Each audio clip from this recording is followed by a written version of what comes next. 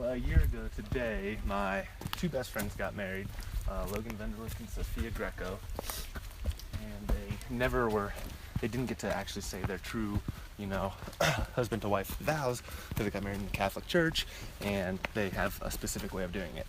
All right. And so Sophia reached out to me. She's like, hey, I got an idea. Want to do something cool. It's our anniversary weekend. Told Logan we're going on a hike, but it'd be awesome if you could get up there before we get there and set up a blanket, bring some roses, a bottle of champagne, and then, bear witness to our vows. Wow. So that's what you... Yeah, so I got a bottle of champagne and some roses and a blanket in my backpack, and I'm hiking up there. They're probably at the bottom of the trailhead now. So I'm gonna reintroduce them and let them have their vows and toast a glass of champagne to the 1 year of their marriage and bolt back down the mountain and let them have their day. Wow. That is so cool. Yeah. So I'm pretty excited about it. You want to describe where we're at? We are at Bearwallow Mountain, which I've never been to. It seems like we're about to the summit. Really nice trail. I mean, definitely a nice Appalachian understory. Had some rhododendrons halfway up. I'd say the trail is pretty moderate. Wouldn't give it a difficulty, or some people said it was pretty difficult, but I don't know for a 1 mile trail. Right. On that app it says difficult. It does. And then other people are like, no, it should be said easy. Yeah, easy or moderate at most. There are some treacherous moments. Sure, yeah, but it's if it was like this for 5 miles, I would be like, yep, super hard trail. It'll kick your ass. Right. But because it's just a mile. Yeah, so I'm pretty excited. I always like exploring new trails. That's why we just moved down here a couple years ago to Charlotte. So every weekend I come to the gorge or out here or Smokies, wherever I can get, and do some hiking and backpacking. You from Charlotte, you said? I'm actually from Wheeling, West Virginia. Okay. I reside in Charlotte currently. So, yeah, not a lot of hiking around there. So there's a word that I feel like I used so incorrectly about 95% of the time that I used it, that I learned in college. I'm a landscape architect major, and it's viscosity. And I don't feel like it's a new word, or old word, but viscosity. I always found myself using it describing my designs, because I'm pretty sure it means like thick, flowing, liquid type of motion. Okay. That's what you always thought it meant. What? Yeah. Okay. I still don't actually know the real meaning. Oh. But I used it to describe the way that my designs use pedestrian paths to flow through spaces. Huh. That's awesome. But yeah, I should look it up and see what it really means. I feel like I'm close, but I feel like You're totally not the context. Right. Like, the viscosity of the mulch path meandering through the native vegetation. I don't even know, man. One senior year of college, went to study abroad trip in Europe, and we were in Amsterdam. We were in Amsterdam during the Olympics. So what year was this? 2013. Yeah. Yep. Okay. 2013, and so we were in a coffee shop. Obviously, that's what you do in Drinking Amsterdam. some coffee. We were Yeah, drinking coffee. If you're in Amsterdam, you have to drink coffee. Yeah, and right across my buddy had his phone. He was kept playing around with it, trying to take secret pictures. I'm like, what are you doing, man? And he's like, that's Dwight Howard over there drinking a bunch of coffee. So he's drinking a ton of coffee over there. Dwight Howard sees him and takes his phone and just walks away. What? So we just took his phone. He's like, nope. I mean, career ruin type stuff. I was like, dude, why'd you take pictures of him? I was like, we can't go get it back. They are way bigger than us. So the phone, did Dwight Howard just dispose of the phone or something? Or? He gave it back. He deleted all the pictures. He walked outside. My buddy's like, hey, wait. You mean you can look through all my pictures? You can delete all of them? And he did. So they met in the middle. That was good. So I was like, ooh, all right, cool. Let's not mess with any professional athletes anymore. Let's just go on our way. Wow. That is a fucking awesome story. I can't lie about that one. And there might actually still be a picture somewhere. Oh, really? Yeah. I don't have it. But how? Because I thought Dwight, he got all of his pictures I don't know if someone else probably was taking pictures too. I didn't. I'm not gonna lie. I didn't recognize them. I'm not really a big NBA guy. I love the NBA. Now, the other thing I was thinking, what if Dwight just deleted the pictures, but then didn't go to his deleted pictures to empty the deleted? You know what I'm saying? Like, ooh. I feel like that he would have figured. I figure like Dwight would have been smart enough to know that. He's probably had to do that a couple times. Because it was like, and he's such an impressive dude. Is that him? That's them. That's them? Oh, sweet. They got a dog? That might be Cooper.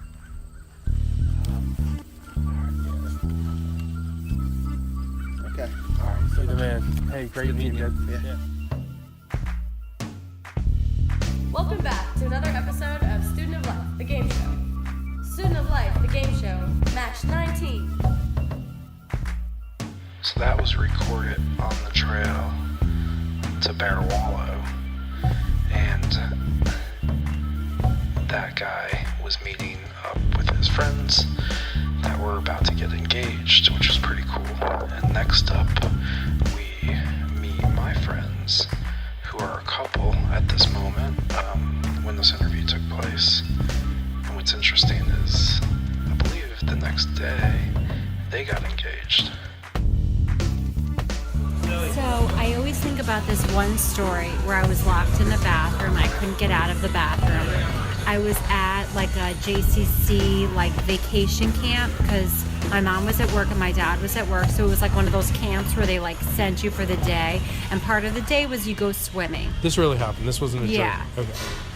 So I was locked. I couldn't get out of the bathroom. I don't remember how old I was, but I went to the bathroom, and it was a bathroom where you couldn't crawl underneath it. Like the door was all the way, like, to the ground. Oh shit! You got locked in there. And I got locked in, and it's really vivid how I can remember how I felt when I was locked in. And then a counselor that was at the camp found me, and I was crying. And she put makeup, like we put makeup on after. She got you out.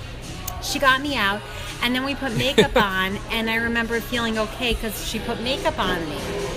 She's like, you know what? We're just gonna make ourselves look pretty and go out there, and you're like 10 years old, and you're like, that's right. And she's making me look pretty. No one, like, I don't think had put makeup on me before, and it was like this horrible, like, scary experience, and then we put makeup on, and it was really like okay. So cool, sometimes I think of when things are like bad or like don't feel good, how they can quickly shift to feeling okay. Right. That was cool of her. It was really cool, and I don't remember what she looked like, and I don't remember how much makeup she put on me, but I just remember feeling the shift in being scared to feeling okay. And I really, it's like, I think about it a lot. I don't know why. That's cool. I like that. People said if you learn to knit, it was a good way to stop eating. Because, like, and wait, I did, like, you know, it was a fun activity I did for a while, knitting. This was a tip that you said that people don't know, but it's true. Uh-huh. And, like, Weight Watchers, people would say, like, oh, do something with your hands so you can't eat. You can still eat when you knit. Yeah. So that's a tip that's not... They say you can't eat if you're doing something with your hands. So you can just, like, put it down for a second, stuff your mouth, and then get back to knitting. You still can. While you chew for 20, 30 seconds, and then you take a break and you stuff it. And then, so you were doing that while you were knitting, you were eating? Now, how do you know this? That happened with you? It happened to me. You tried it, because you tried it. I tried to not eat, and then I realized you can eat if you're knitting.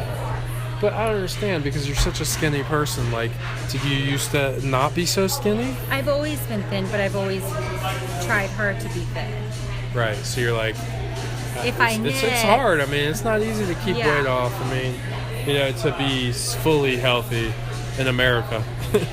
Then Modern day another America. story that is very vivid is my parents were eating corn on the cob.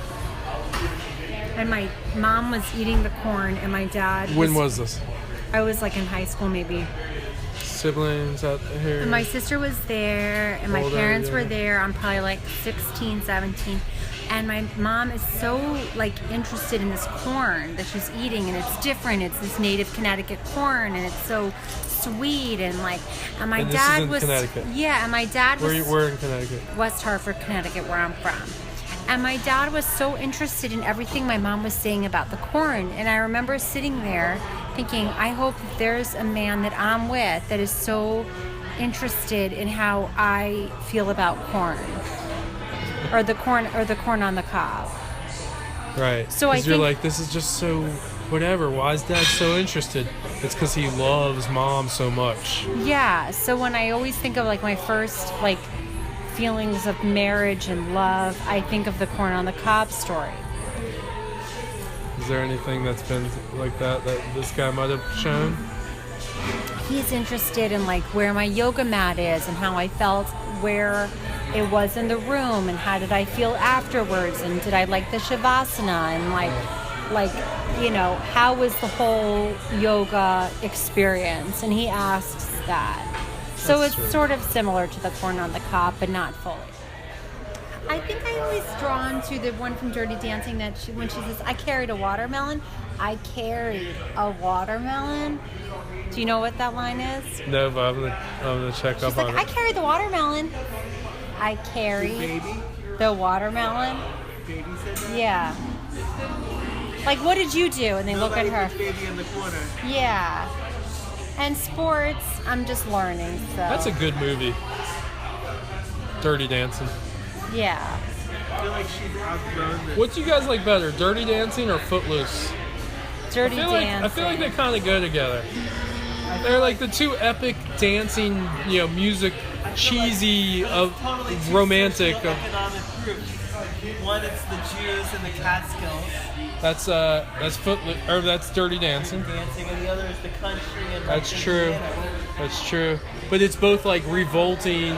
They're both like revolting against the, you know, The man. yeah, through music, with Baby's music. revolting against the country clubs, and Homeboy's revolting against. And it's dancing, and it's both with dancing. Whoa, they totally go together. They totally. Yes. Come on. It's Why? It's a band. I know, so start from the beginning, but it played a part in your life. Like you used it, it morphed into you used it in a different way than other people did. It's just me and my friend Sal used it. So it was a band. It's a group. It's a group, a rap group.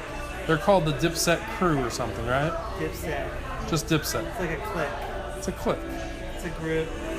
All right. I don't even know this. Keep going. 3 rappers. Keep going. Cameron, who's one of the best ever lyrically. Okay. So you guys just love this rap group, I love Cameron. Cameron.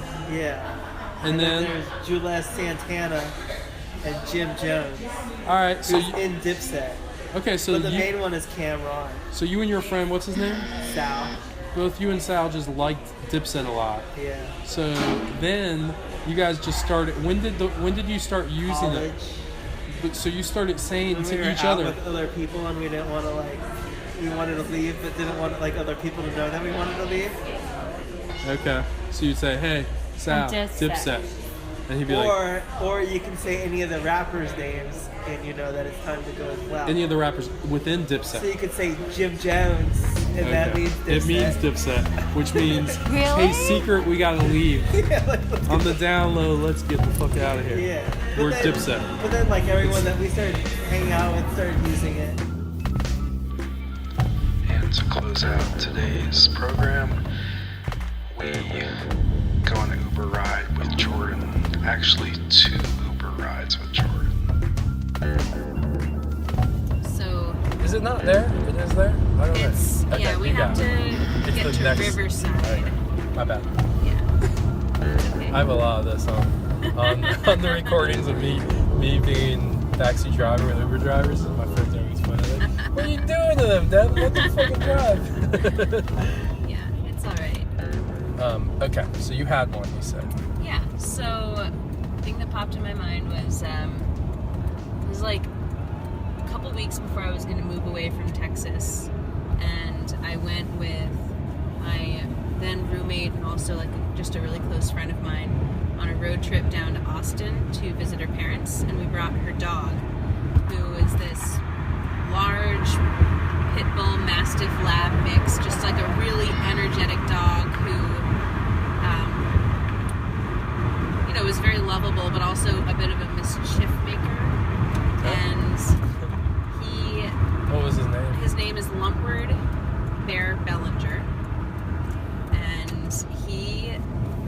was great in the car. Until this one part where we pulled off at a gas station, just like on an exit ramp, and we got out to like use the bathroom, get gas and stuff, and he was on his leash, so we, let him get out of the car so that he could, use the bathroom and stretch his legs too. And he slipped out of his collar, and he bolted across the exit ramp that was also an entrance ramp, and he made it across the first time, and then he was like running towards the interstate, and he realized that it was a big mistake to do that, and was terrified by all of the rushing cars, so he turned around and tried to run back. And at that moment there was a car that was exiting the highway, and it like all went into slow motion. He just like went under the car, spun around, and he like ran over to us, and he was fine. He had like a big gash on one of his feet. Whoa. And he had shat himself, and it was all over his side. Aww. But other than that, like when we took him to the vet, he had like a bruise on his liver, and that was it. He like went under a freaking car and was probably hit by it somehow as well, and he came out unscathed. And that was just like insane to me. Yeah. That he survived that, and like it definitely tamed him a lot. Like, yeah, he was a less mischievous dog after that happened. But there's my story. Wow, that was a good one. It was really good meeting you. You too. Thanks for listening. Jordan, how awesome is this? I drove you earlier. Is it cool I'm recording again? Sure. Let me just move my, This is a first. I've always waited for this moment, and it's crazy. It's now the first time it's happened is on the same night. Yeah. Unbelievable. That's pretty crazy. I've done like all kinds of things in between Ubering too.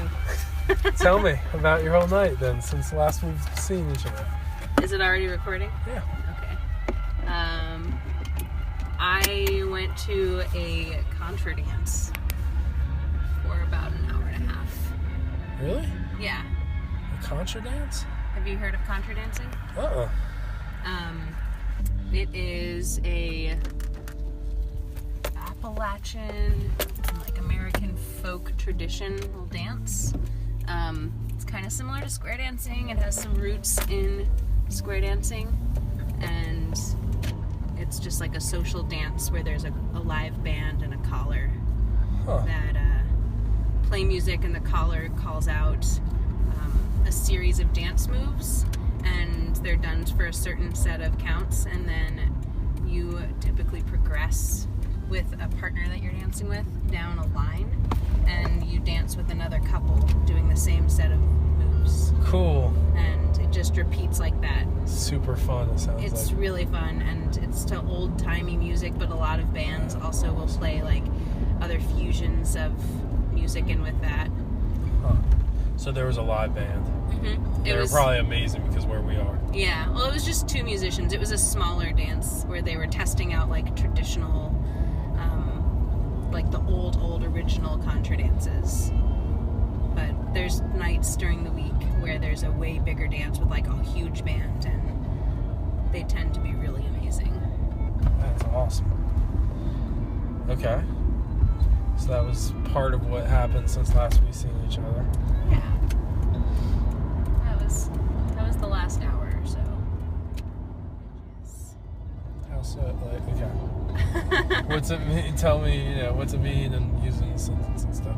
Well, I'm a teacher, and last year my 3rd grade students taught me the word edges doesn't just mean like what you think it means. It means the edges of your hair. So like if you buzz or shave like side of your hair, or if you have a weave, the edges are like that buzzed edge, or like where your weave meets your real hair. Because normally you'll buzz that part to make it easy to... Yeah, or like, how there's this trend nowadays where like people are buzzing the side of their head and then they have long hair on the other side. So that is your edges. And there's like this pop culture like thing where like you insult people's edges and you're like, oh, she said edges, your edges are nasty, you got ratchet edges. So I was teaching kids a certain way to fold paper, and they I said crease it on the edges, and the whole class lost it. And I had to pretend like I knew what they were laughing at until I figured out what they were laughing at. So that was when you were like, okay, what is this word? Why was that funny? And that's when they taught you about edges. Yeah, but you have to be like really careful, because I don't want the kids to think that I'm not cool, because, you know, I'm the adult Right. who wants to think I'm hip. Right, so and you gotta with try it. to keep up with the lingo as Right. best you can. But this one caught you off guard. Totally off guard. What's another one? Sounds like this could be a discussion where you got some other examples of similar kind of funny things. They insult each other's shoes a lot. My name is Jordan, and the kids always ask me if I'm related to Michael Jordan, if he's my husband, if I'm his wife, because I go by Miss Jordan. And I have to tell them that, no, that's actually my first name, but I'm flattered that they think that Michael Jordan would pick me as his wife. You just pull behind this car here. Sweet. That's hilarious. Yep. Jordan, so good meeting you. You too. Hope you had a good night.